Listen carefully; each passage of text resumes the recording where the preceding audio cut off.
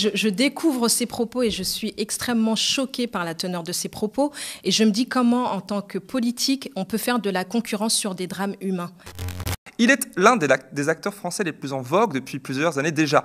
Intouchable, le film d'Olivier Nakache et Éric Tolandeno, l'a révélé au grand public en 2011. Depuis, il enchaîne les succès. Mais ce n'est pas pour son prochain film qu'il fait l'objet de discussions endiablées sur les réseaux, mais pour l'entretien qu'il a donné aux Parisiens ce 1er janvier. Le journal en parle aujourd'hui encore dans ses colonnes, je le cite, un échange nourri et passionnant avec Omar Sy sur la guerre, sur ce qu'elle raconte pendant le film Tirailleurs dans les années 14-18, dans les salles ce 4 janvier à celle d'aujourd'hui. Dans cet entretien, l'acteur déclarera, entre autres, je cite encore, « L'Ukraine n'a pas été une révélation dingue pour moi. Je suis surpris que les gens soient si atteints. Ça veut dire que quand c'est en Afrique, vous êtes moins atteints ?» pose-t-il la question.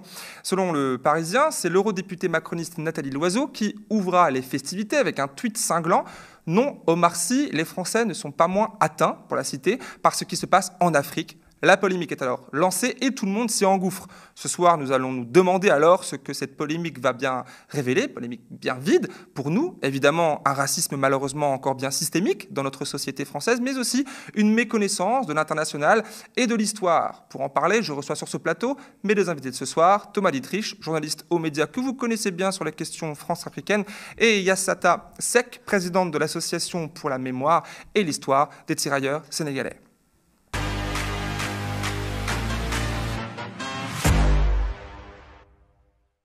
Quelle émission bien rythmée. Bonsoir à tous les deux. Bonsoir. Merci d'être là ce soir. Merci pour l'invitation. Avec plaisir. Alors, 3 jours que ça dure. Le nom d'Omar Sy est régulièrement encore en top tweet. Vous l'avez peut-être suivi aujourd'hui. Et les commentaires indignés contre l'acteur français affluent de toutes parts, alors même jusqu'à appeler au boycott de l'artiste et de son travail. Qu'est-ce qui cloche ? Qu'est-ce qui cloche ? Alors pour moi déjà c'est une polémique stérile, une polémique qui n'a pas sa place, certainement pas encore aujourd'hui, et qui malheureusement à mon sens gâche un petit peu la sortie d'un magnifique film. Je pense qu'on reviendra sur le contenu du film et sur l'histoire. Il a juste fait part d'un sentiment, et d'un sentiment qui est le sentiment de beaucoup de Français. Et ce qu'il dit, et en plus on ressort cette phrase du contexte, et on n'évoque pas du tout l'interview complète. Quand il parle des conflits mondiaux et qu'il parle de la guerre en Ukraine et qu'il parle de l'Afrique, il évoque aussi le fait que ça le touche en tant qu'homme, ça le touche en tant qu'humain et que n'importe quel drame humain le touche. Aujourd'hui, c'est une polémique qui est portée par la droite et l'extrême droite, on ne va pas se mentir, elle est stérile, certains pensent qu'il a sorti cette phrase pour faire de la pub à son film, mais Omar Sy n'a pas besoin de ça. Omar Sy n'a pas besoin de cette polémique stérile pour pouvoir avoir une audience importante autour de ce film. Donc, pour moi, vraiment, je pense que les médias devraient éteindre cette polémique. On a fait pas mal d'émissions, moi j'ai fait pas mal d'interviews. J'ai vu aussi que beaucoup de politiques, notamment de gauche, étaient montés au créneau suite à cette phrase qui, à mon sens, n'est pas maladroite et même réaliste. Et il y a un contexte aussi qui est évoqué. Donc, vraiment polémique stérile et vraiment parlons du fond, parlons du film, parlons de l'histoire de France, parlons de ce qui nous anime nous aujourd'hui. On va en parler. Peut-être avant d'en parler justement, ça révèle peut-être quelque chose sur le côté médiatique peut-être, le fait que récupérer une petite phrase et en faire qui est assez inquiétant parce que il y a quand même un film qui parle de gens qui sont morts pour la France, qui sont montés à l'assaut au chemin des dames et qui ont été envoyés en première ligne et après qui ont été renvoyés, pour ceux qui avaient survécu chez eux, dans des conditions atroces. En 39-45 aussi, des gens qui ont fait partie de la 2e division blindée du général Leclerc, qui sont partis traverser le Cameroun, le Tchad. Le fameux serment de Koufra, c'était des Tchadiens, des Camerounais, des Congolais, des gens qui sont partis se battre pour la France. Et quand on les a renvoyés chez eux, on les a renvoyés sans pension, sans rien, sans honneur. Et même quand ils réclamaient leur solde, on se souvient de ce fameux événement à Tiaroy, au Sénégal, on leur tirait dessus. Et je trouve que faire cette polémique, monter en épingle cette polémique qui est stérile, c'est oublier ceux à qui on devrait rendre hommage. Et ça, c'est désolant. On va tenter de le faire ce soir. Alors, en toile de fond, comme vous l'avez rappelé à l'instant, il y a la sortie de ce film, Tirailleurs, donc de Mathieu Vadepied, qui sort en salle demain, où Omar Sy incarne, je le disais tout à l'heure, un père enroulé avec son fils parmi les soldats sénégalais envoyés à Verdun en 17. Alors, Yassata, Vous qui êtes petite fille d'un ancien tirailleur sénégalais, on imagine que votre curiosité est au moins piquée par la sortie de ce film. Vous êtes d'ailleurs très engagé pour la mémoire, on le sait, de cette partie de notre histoire. Comment vous voyez, vous, la sortie de ce film-là? Est-ce que c'est, j'imagine, une bonne nouvelle? Enfin, vous en réjouissez? Évidemment, c'est une bonne nouvelle, c'est même une aubaine, parce que déjà, c'est un film qui va permettre de transmettre cette histoire. Une histoire qui est encore trop peu connue aujourd'hui, une histoire de France, une histoire qui est encore mal intégrée dans le récit national français. Et avoir un film comme celui-ci aujourd'hui, grand public, permet en tout cas de transmettre à toutes les générations, parce qu'on peut dire ce qu'on veut, mais on dit souvent que les jeunes ne connaissent pas cette histoire, mais les adultes non plus ne connaissent pas cette histoire. C'est une histoire qui a sa place dans les programmes scolaires, mais qui a très peu de place. On évoque l'histoire des tirailleurs sénégalais, notamment pendant le premier conflit mondial et le deuxième conflit mondial, mais ça reste vraiment trop peu, à mon sens, aujourd'hui. Et le fait d'avoir un film grand public permettra de faire de la pédagogie.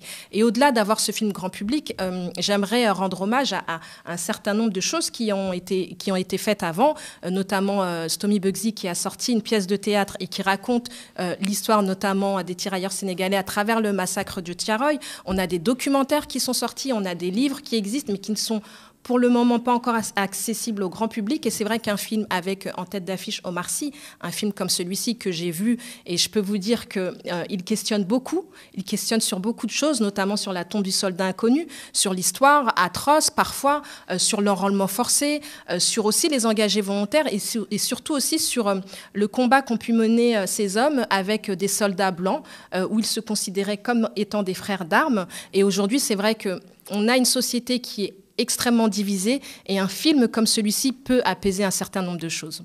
On va y revenir encore une fois, mais malheureusement, c'est pas ça qui fait débat depuis quelques jours, depuis le premier.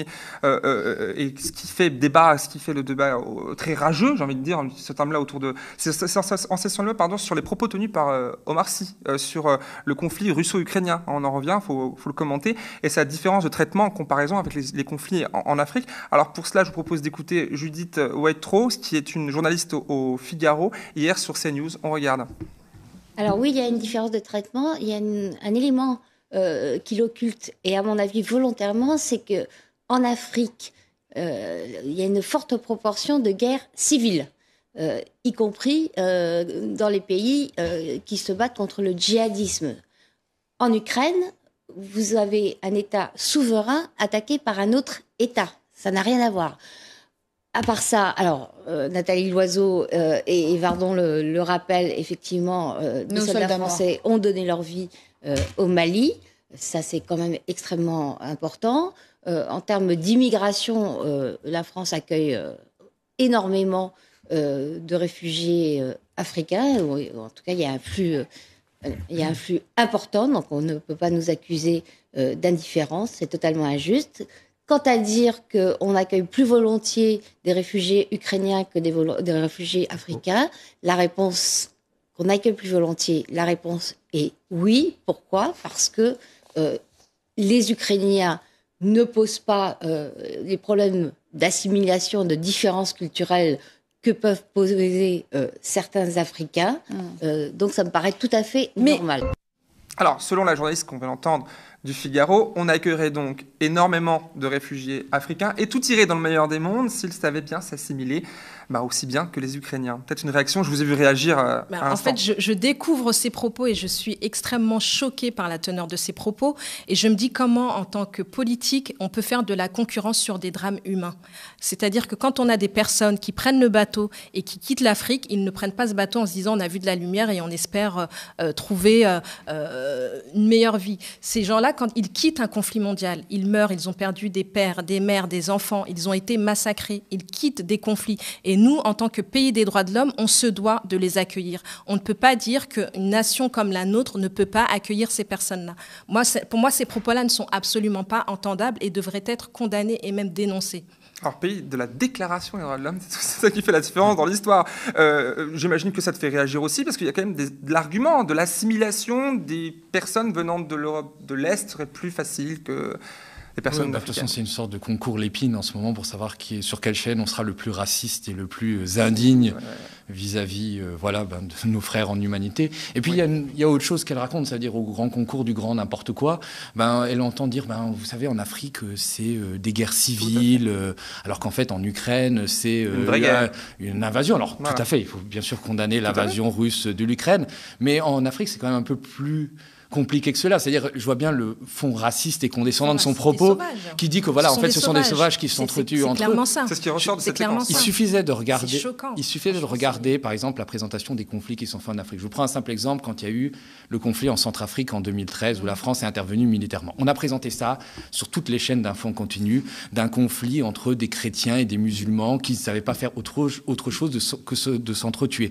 Personne n'est allé expliquer qu'à un moment, derrière ce conflit confessionnel, il y avait une bataille pour des ressources minières, et notamment pour les ressources de l'uranium, qui avait fait que la France s'était fâchée avec le président de l'époque, s'appelait Bozizé, et a renversé ce président qui a créé le chaos. Mais ça, personne absolument ne l'a expliqué et n'a dit que nous, puissance occidentale, on avait un rôle dans ces guerres-là. Mais on préfère présenter ça sous l'angle, en fait, de tribus quasiment qui se battraient entre eux. Et ça, c'est scandaleux. Et il y a aussi cet argument massu qu'on a entendu là, et qu'on va entendre encore de nouveau, vous allez voir, contre Marcy, sur le terrain de la supposée indifférence française envers le sort des peuples africains, notamment ceux des victimes des conflits guerriers, qui est tout trouvé, cet argument massu, la mort de 58 militaires français au Sahel. Et nous, du coup, ça voudrait dire qu'on est au contraire très engagé, que la France n'a pas de problème avec cela. Alors, je vous propose d'écouter Nathalie Loiseau à ce sujet-là, eurodéputée macroniste, hier sur BFM. Mais ce que je trouve injuste, c'est de dire que les Français ne s'intéressent pas au conflit en Afrique. Ça m'a choquée parce que je me suis rendue au Sahel, parce que j'ai assisté à des cérémonies à la mémoire de Français qui sont morts. 58 militaires de Barkhane, français, sont morts au Sahel pour essayer d'y ramener la sécurité, sans y parvenir, parce que la junte malienne ne voulait pas de la France. Et j'ai été blessée pour ces familles, d'entendre que les Français ne s'intéresseraient pas au conflit en Afrique. Je crois que ça n'est pas vrai. Alors qu'après, on ait un sentiment de proximité avec l'Ukraine qui est très fort, parce que Kiev est à 2h30 de Paris, parce que j'étais encore juste avant Noël à Odessa, à Kiev. Quand vous allez à Irpin, à Boutcha, ça ressemble à Viroflay. Donc vous avez l'impression que ça se passe chez vous. Alors, les Français d'origine africaine, je pense, doivent apprécier ces propos tenus à l'instant par l'eurodéputé macroniste qui semble bien vouloir voir, j'ai l'impression, une France un peu blanche, catho-chrétienne et bourgeoise peut-être. Alors, rappelons au passage qu'elle aura passé une partie de sa jeunesse militante dans les rangs de l'extrême droite. Alors, il y a cette... qu'auriez-vous pu répondre à l'élu, là, si elle serait là sur ce plateau ce soir ? Encore là, elle sort complètement des propos d'Omar Sy. Et vraiment... c'est vraiment là on se dit qu'on marche sur la tête. Très clairement, moi, j'arrive pas à comprendre comment on peut tenir de tels propos, comment on peut comparer la mort de 58 soldats aux propos tenus par Omar Sy. C'est juste, pour moi, c'est impensable. Et je me dis, d'ailleurs, elle est revenue sur ses propos. Hein. Elle a atténué un peu plus ses propos parce que justement des personnes de son rang. Ça a réagi, mais elle les a tenus. C'est important de elle les a tenus et elle les a tenus maladroitement. Et c'est pas la première fois que Nathalie Loiseau tient des propos extrêmement maladroits. Après, comme vous l'avez dit, hein, elle vient des rangs de l'extrême droite. Et encore une fois, c'est une polémique qui est portée par la droite et l'extrême droite. Et vraiment, je pense qu'on devrait éteindre cette polémique et parler vraiment du fond. Et de la situation aujourd'hui aussi des personnes issues de l'immigration qui peuvent aussi vivre difficilement dans nos territoires français. J'ai envie de parler aussi de la situation des anciens tirailleurs sénégalais qui vivent aujourd'hui des situations extrêmement complexes. On n'en parle pas, on ne parle pas de ce fond-là, mais aujourd'hui, on a une quarantaine d'hommes qui vivent sur le territoire français dans des conditions difficiles, pour la plupart dans des foyers à Doma, dans des chambres, et qui souhaitent rentrer chez eux, terminer leur fin de vie chez eux. Ils ont donné pour la France et on ne leur permet pas cela aujourd'hui. Donc revenons vraiment sur le fond des choses et arrêtons cette polémique et parlons du film et parlons de la situation des personnes qui sont vraiment dans des situations très complexes. Thomas, là, tu as entendu aussi cette séquence-là. Tu l'as découvert ce soir ou tu l'avais déjà su? Non, je l'avais déjà entendu, mais c'est un propos qui est sorti régulièrement comme une sorte... On demande une injonction à la gratitude. on demande à des gens qui, par leur couleur de peau, sont différents, soi-disant, de remercier la France parce que, soi-disant, elle serait intervenue au Mali et que des soldats seraient tombés en luttant contre le djihadisme. Alors, oui, c'est vrai, il y a eu 58 morts, et bien sûr qu'il faut le déplorer, et bien sûr qu'il faut leur rendre hommage. Mais il faut se souvenir. En fait, dans le narratif est complètement faussé. Si vous demandez à un Malien, à un Sénégalais, à un Nigérien, est-ce que la France est venue faire du bien au Mali en luttant contre les djihadistes? Ils vont vous dire, mais en fait, la France est venue réparer ce qu'elle a créé. Parce que ce qui a créé l'instabilité au Sahel, c'est la guerre en Libye. La guerre en Libye, qu'il faut-il le rappeler, a été provoquée par Nicolas Sarkozy, qui n'en avait rien à faire très clairement du peuple libyen, mais voulait régler des comptes avec Mouammar Kadhafi, peut-être des comptes financiers, puisque Mouammar Kadhafi est soupçonné d'avoir financé l'élection présidentielle de 2007 de Nicolas Sarkozy. Et c'est la chute de la Libye qui, parce que Mouammar Kadhafi, tout dictateur qu'il était un peu le garant de la stabilité au Sahel, qui a permis au djihadisme de proliférer, d'abord au Nord Mali et de s'étendre ensuite aux pays limitrophes. Donc finalement, la France n'est pas venue se sacrifier en Afrique, au Sahel. Elle est venue réparer ce qu'elle avait créé. Déjà, peut-être que ça, en changeant ce storytelling, faut en parler. Et après, c'est vrai, ce que Yaissata est très vrai, c'est-à-dire qu'il faut revenir au fond du film, de ce qui est important, de ce que ce film porte comme parole. Moi, je ne l'ai pas encore vu, mais j'ai une histoire un peu personnelle qui m'a beaucoup touché. Un jour, j'étais en Guinée, j'étais en reportage en Guinée, et j'étais invité à une radio locale, un journal local, c'est très connu, qui s'appelle Le Lynx. Et donc, j'ai fait une émission pour échanger sur le journalisme. Et à la fin de l'émission, puisque c'était une émission en direct, il y a un monsieur qui était venu à la radio et qui m'attendait. Et en fait, c'était le fils d'un tirailleur guinéen. Il est venu avec son gros dossier. Et il m'a dit, est-ce que vous pouvez m'aider et faire quelque chose pour moi? Et puis, moi, bien sûr, je ne savais pas quoi faire. Et j'ai eu honte à ce moment-là. J'ai eu honte que mon pays, la France, ait fait combattre dans ses rangs des gens qui ont perdu leur vie, qui se sont sacrifiés, qui ont perdu des années de leur vie, et qui en plus ont été renvoyés dans leur pays d'origine sans rien, et qui parfois, plus tard, ont été massacrés. On parle de Tiaroy, mais aussi, il faut oublier que le 8 mai 1945, quand on fête la libération de la France, à Sétif, en Algérie, on réprime très violemment. Il y a eu des milliers de morts, des Algériens qui manifestent pour leur indépendance. Et on pourrait aussi parler de toutes ces répressions oubliées à Madagascar en 1947. Comment, en fait, on a récompensé des gens qui se sont battus pour notre liberté en les privant de leur liberté. Et ça, bien sûr, c'est complètement occulté dans le débat avec des petites phrases. Justement, comment vous l'expliquez, vous qui en faites d'ailleurs votre combat une grande partie de votre vie pour rétablir, ma foi, l'histoire et la vérité.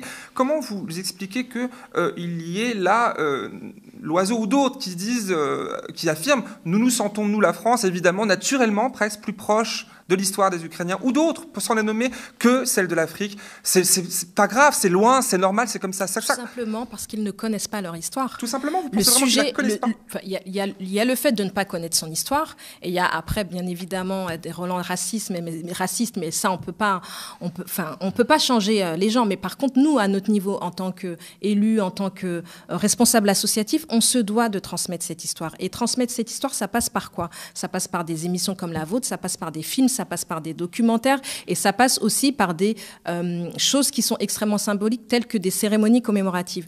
Moi, avec mon association, ce que je fais, par exemple, chaque année, c'est qu'on va raviver la flamme du soldat inconnu sous l'Arc de Triomphe pour rendre hommage aux soldats venus d'Afrique, du Pacifique et des Antilles. Pourquoi est-ce qu'on fait cela? Il y a toute une symbolique autour de ça, mais c'est aussi de faire venir un certain nombre de personnes et de transmettre cette histoire. Une personne qui va venir à l'Arc de Triomphe va essayer de se renseigner, de chercher, de savoir quelle est l'histoire de France. L'histoire de France, elle est riche de sa diversité. On a eu certes l'histoire de l'esclavage, on a eu l'histoire de la colonisation. Aujourd'hui, il faut qu'on le dise très clairement. Pourquoi il y a des Noirs en France? C'est clairement issu de l'histoire de l'esclavage et de l'histoire de la colonisation.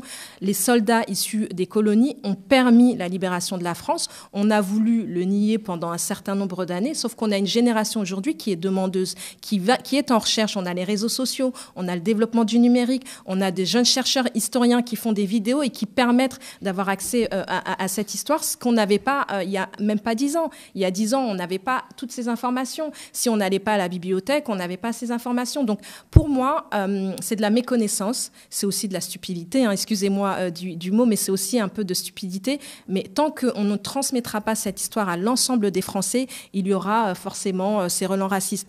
Et je ne vais pas défendre l'extrême droite, je ne suis pas du tout... vraiment, je combats leurs idées, mais... souvent, les personnes issues des rangs d'extrême droite, quand ils parlent de l'histoire des tirailleurs sénégalais, ils en parlent bien, parce qu'ils ont cette notion d'hommes qui ont défendu la patrie. Alors vraiment, je le vomis... côté nationaliste, finalement. Je vomis vraiment toutes les oui. idées venant de leur rang, et ils le savent, et je les combats. Mais le rôle, en tout cas, ce qui a Vous été... reprochez à la gauche de ne pas assez investir ce terrain? Je reproche à une partie de la classe politique de ne pas investir assez ce terrain.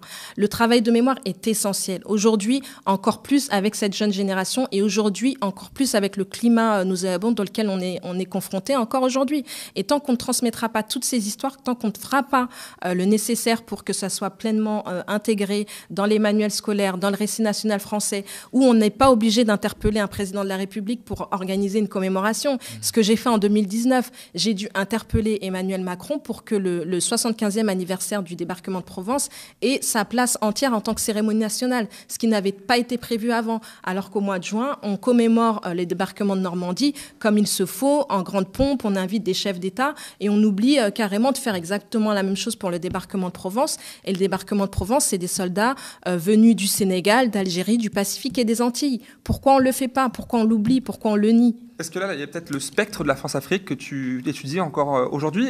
Ou qu'est-ce qui explique tout ça est bien sûr lié. C'est ce que fait Aïssata en promouvant la mémoire des tirailleurs sénégalais, c'est important, et ça se répercute aujourd'hui dans la situation actuelle. Quand Omar Sy dit ben oui, les guerres en Afrique touchent moins les Français, c'est une réalité, c'est une vérité. Alors moi, je ne jette pas la pierre à 67 millions de Français, je jette la pierre au système, à la classe politique, au système médiatique. Tout à fait. Quand, par exemple, depuis 1996, vous avez à l'est du Congo une guerre abominable, où il y a des millions de morts, des millions de déplacés, des viols sur les femmes, et tout ça que le docteur Mukwege, qui est prix Nobel de la paix, tente de réparer. Et personne n'en parle. Personne n'en parle parce que non seulement il y a de l'indifférence, mais on construit cette indifférence. Parce que derrière ces massacres, entre guillemets, entre tribus rivales, soi-disant, il y a des gros intérêts en jeu. Qu'est-ce qui se passe à l'est du Congo? On y extrait notamment le coltan, qui permet de fabriquer nos ordinateurs, nos téléphones, et donc qui va nourrir et qui est essentiel à des grosses firmes américaines. Et les sociétés entières. C'est pareil pour les intérêts économiques français qui sont en Afrique, et tout ça, les intérêts des ports de Bolloré, les intérêts dans l'uranium qui sont là. Souvent, on construit cette indifférence parce qu'elle profite à la classe politique qui a intérêt à cacher ces conflits, les causes réelles de ces conflits. Et je pense que c'est justement en faisant œuvre de mémoire et en jetant un regard aussi lucide sur notre présent qu'on arrivera à faire en sorte que ces conflits-là soient enfin pris en compte, mais pris en compte sur toutes leurs dimensions et pas avec ce regard raciste, colonialiste. Moi, j'ai l'impression qu'on est à la fin du 19e siècle. J'ai l'impression que j'entends des fois Jules Ferry, ou que j'entends Victor Hugo, qui était un grand homme, mais qui a quand même dit au passage que Dieu offre la terre aux hommes, et puis Dieu offre l'Afrique à l'Europe, prenons-la. Et il y a quand même, je pense qu'on n'a pas fait tout à fait le deuil de notre empire colonial, et qu'on continue à considérer finalement les Africains comme des races inférieures, comme c'était le cas à la fin du 19e siècle. Et pour finir, peut-être que la boucle se boucle, on l'espère, avec la sortie de ce film demain, que vous avez vu du coup en avant-première, ce qui n'est pas mon cas encore. J'ai hâte. Me spoilez pas, je pense. Je ne spoilerai pas. Même si une partie, vous avez vu, j'en ai pas parlé. C'est vrai. En tout cas, vous l'avez bien vendu. On ira le voir dès demain. Donc je rappelle qu'il sort demain en salle. Est-ce qu'on peut espérer là y voir un objet j'allais dire majeur de vulgarisation, peut-être un premier dans notre histoire médiatique, en même temps culturelle et donc politique. Et puis, une autre question en même temps, à côté de ça, est-ce qu'il y a d'autres leviers existants ou à créer que vous pouvez peut-être nous illustrer ce soir pour qu'on puisse construire des ponts, abattre les murs qui nous séparent manifestement? Plein de leviers sont possibles. Bon, un film comme celui-ci sera de toute façon un très bon levier, comme je l'ai dit dans mes propos liminaires, notamment sur l'accessibilité au grand public. Et ensuite, il y a l'espace public qu'on peut modifier. C'est-à-dire qu'on peut renommer des rues en mettant en avant des personnages historiques de ces histoires. Et d'ailleurs, quand j'avais interpellé le président Emmanuel Macron sur le débarquement de Provence, Provence, il avait lancé cet appel aux maires en demandant aux maires de nommer et de renommer des rues pour rendre hommage aux soldats venus d'Afrique. Certains ont suivi, d'autres non. Il faut qu'il y ait beaucoup plus d'effets. Donc il y a l'espace public qui nous permet cela. Il y a aussi les musées. On a beaucoup d'œuvres qui regroupent des œuvres issues de cette histoire. On a la possibilité aussi, comme l'a fait Stomy Bugsy à travers une pièce de théâtre, à travers des documentaires. On a beaucoup de jeunes aussi qui font pas mal de vidéos sur les réseaux sociaux. Les leviers sont nombreux. Le tout, c'est de pouvoir les saisir et vraiment de les mettre en place. Mais je crois vraiment qu'en modifiant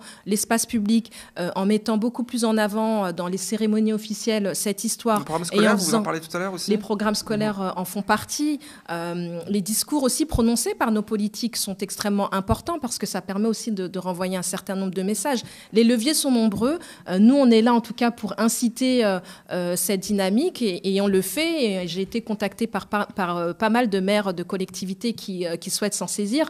On a aussi dans le 18e arrondissement une place qui va s'appeler Place des Tirailleurs Sénégalais au niveau de la porte de Clignancourt. C'est énorme. Et puis, du coup, ça questionnera. On peut mettre une plaque, on peut apposer aussi un certain nombre de choses. On peut faire des parcours pédagogiques parce que l'espace public français regorge de cette histoire. Le tout, c'est vraiment de la faire ressortir et de la montrer au plus grand nombre. De le faire, des actes, évidemment. Des actes concrets. Et qui sont nombreux, apparemment, et évidemment. Merci beaucoup à tous les deux pour cet entretien. Merci Thomas. Merci. Merci Asseta d'avoir accepté l'invitation ce soir.